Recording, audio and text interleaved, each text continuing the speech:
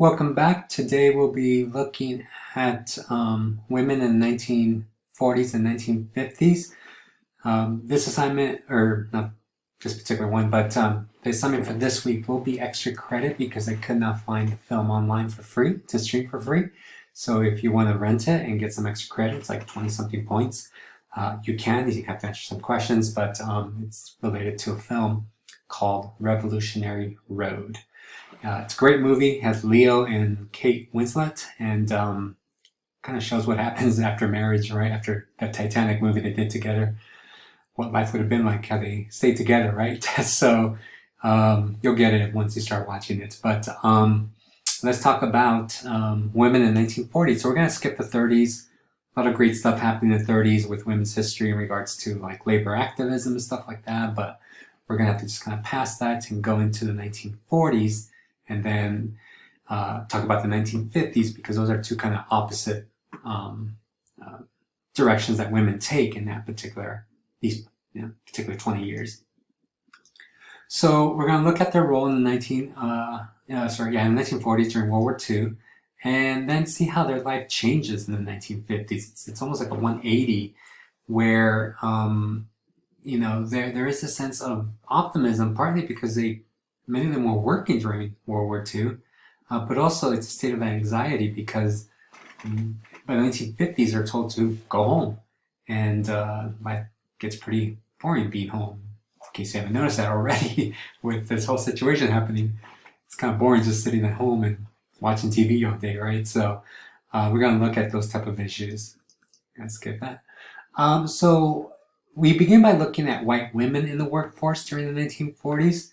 We find that many women begin to enter the workforce out of necessity, right? Women are needed to help during the war effort. Men, not all men, but a good number of men are sent into the front lines to Europe and the Pacific to go fight during World War II. So women play their part and enter the workforce in large numbers. And these are just some numbers that you see here. 5 million women entering the workforce, and that gives them a sense of independence by entering the workforce. And not only do they start to work, but they enter jobs that are typically not associated with women, right? They're these kind of gender jobs, and this gives them the ability to show that they can do it, that they can do jobs that are typically associated with men, such as welding or riveting or being electricianists. So women, not only do they get the opportunity to do these jobs, but they also learn new skills.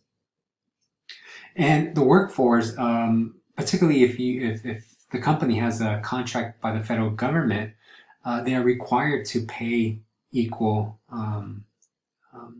salary to what a man makes. So this is something that we hear today, right, with sports teams, particularly national teams and things like that, but it is something that was implemented in the 1940s because these women were doing jobs that men were doing. A lot of times where we have this kind of division in pay is because the assumption is that a woman will be married and be provided by a man, and that's just not the reality in which real people live, right? A lot of women are independent or are single-headed households, so equal pay is something very important. And in this example, the federal government supported that idea. And we find that many white women were able to join unions during this period. The unions, though might sound like something bad today, a lot of people hate unions for some weird reason. Unions actually create the middle class in America. So we find that there's union membership increase in women during this wartime period because they see it as their ability to get better pay and really safer working conditions. So joining the union definitely benefited not only them, but it kind of benefited the entire company because not only it got them better pay and better working conditions. When it came to women of color, as you can probably assume, things were not that great. A lot of time for African American women, they were the last hired, first fired in many of these jobs. But there you see African American women working on airplanes. One thing that was kind of positive was that it allowed African American women to leave domestic work in regards to being maids and those type of tasks. The war opened up opportunities that they would have never had it not been for the war. So they began to enter these kind of industrial jobs and no longer have to be somebody's nannies or take care of somebody's household. So there is this element of positivity by them entering the workforce, or this particular workforce. And the interesting thing, whereas with Anglo-American women, they were at home and the war allowed them to enter the workforce. For women of color, they've always had to work. They just worked in different industries. So the same kind of goes with other women of different descents that's now Anglo-American. So just to give you a few more numbers, here we see African-American women, their numbers increase in the industrial sector. We find, one last point, sorry, that even though women are entering these positions, many of them are being segregated within these fields. So it's not until the 1960s where these issues come to the forefront, but during the 1940s, segregation is definitely very common in many work environments. For Mexican American, nobody really cared whether you're here legal or illegal, right? There's a need for labor. They needed women to work in the in different fields, particularly for Mexican American. It was in the agricultural field. A lot of them did canning, vegetables and fruits and things like that. So they were able to enter these type of fields. And then you did get a reading that I posted in the previous lesson of Mexican American women working at, I think it was Lockheed Martin. And if you got a chance to look at that particular reading, it's one that wasn't required, but I attached it to the PDF, where Mexican American women, one woman in particular, was kind of worked her way up Lockheed Martin, which is today it's a very important kind of industry, and they do planes and military technology and things like that. Well, she was able to get her foot in the door and then start at the bottom and actually began to kind of teach other people. So hopefully, maybe at the very least, glance at that piece. But that is a Mexican American woman who enters the workforce. I do have one example where one woman, a Mexican American woman, she wanted a pair of shoes, and it was during this period. And she told me, no, she didn't tell me. Sorry, she wrote that she wanted to make enough money to buy her shoes, and eventually, it just she really enjoyed it. She really enjoyed the idea that she was making money and being somewhat independent, right? Not being dependent on her husband all the time, asking him for money. So for many women, just entering the workforce gave them that form of agency. And then lastly, for women of Japanese descent, unfortunately, their experience is much different because it is during the war. And we find that many of them were put in internment camps just for the very fact that they were Asian American. In order for them to leave these camps, and this is what made it so complicated, is that many of them were Nisei, many of them were first generation born in the United States. Many of them were born in the US, and all they knew was the United States. However, in order to be let out of these camps, sometimes they had to basically no longer be U.S. citizens, kind of declare that they would no longer be U.S. citizen and be deported to Japan. And the interesting thing here is that many of them didn't know Japan because, that was a whole ocean apart, right? And all they knew was the United States because they were born and raised here. So for Asian American women, this was a very kind of trying time for them. Because they were not seen as U.S. citizens in the context of the war.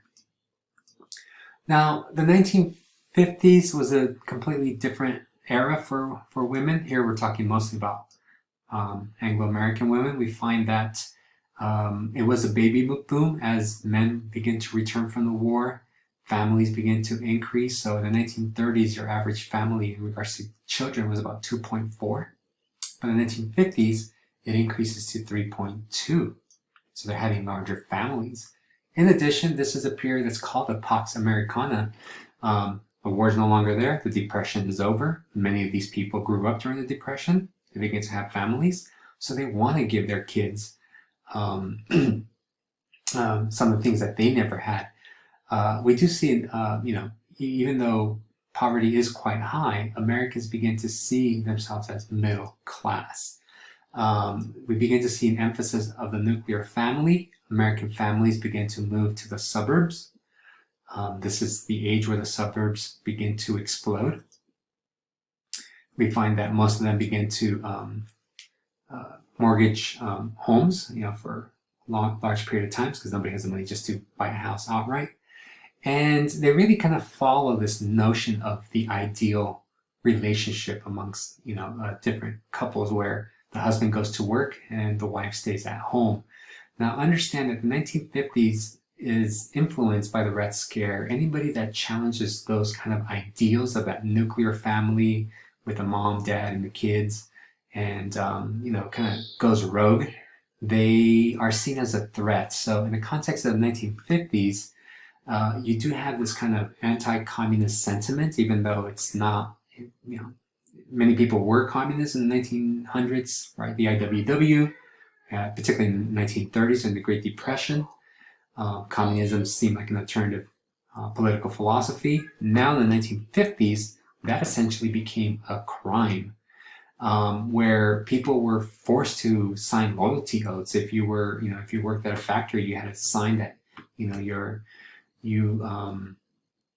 loyalty was to the United States, and anybody that went outside that concept of quote unquote normal was viewed as a threat. So Executive Order 10450 kind of attacked anybody who was probably who might have been viewed as gay, or again didn't follow that ideal American family.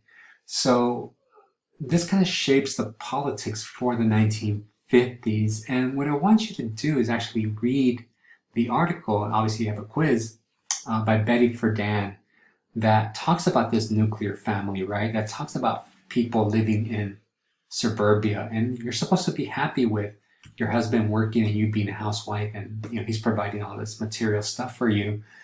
Yet the question that comes up is, are these people happy, right? They have everything. We're talking about white people here because minorities were not allowed to live in some of these suburbs. And I'm not trying to be funny. That's just the reality of it.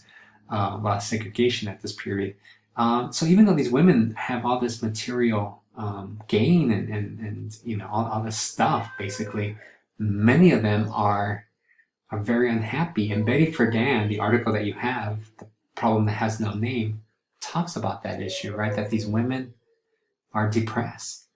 When anybody else looking in might go, wow, why are you depressed? You got everything you could ever hope for. So she does a nice job kind of addressing that. And what I would want you to do is kind of connect it to the movie. If you're going to do the extra credit, connect it to the film Revolutionary Road, and see what are some similarities, what are some differences, and from the film and the article, and hopefully you're entertained by it. But again, that movie connects so well with the politics of the 1950s. All right, so we'll stop it there, and I'll see you when we talk about the 60s.